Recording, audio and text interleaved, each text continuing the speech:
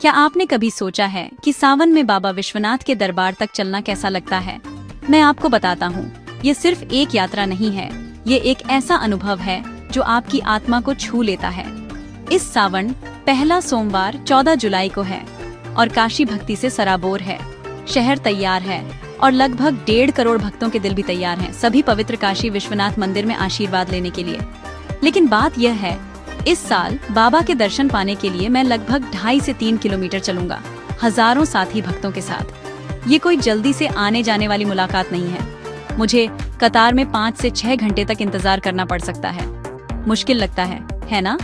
लेकिन ईमानदारी से कहूँ तो हर कदम, उस लाइन में बिताया गया हर पल, भक्ति की ऊर्जा, हर हर महादेव के नारों और आखिरकार बाबा के सामने खड़े होने की प्रत्याशा से भरा है। शहर ने विशेष व्यवस्था की है, जिसमें लंबी स्टील की बैरिकेड्स हमें गर्भगृह तक रास्ता दिखाती हैं। हाँ, भीड़ है और हाँ, इसमें समय लगता है, लेकिन यही इसे इतना शक्तिशाली बनाता है। मेरे लिए यह चलना सिर्फ मंदिर तक पहुंचना नहीं है, यह एक चलती फिरती ध्यान है, विश्वास का उत्सव है और यह याद दिलाता है कि मैं महादेव के आशीर्वाद के लिए कितनी दूर तक जाऊंगा।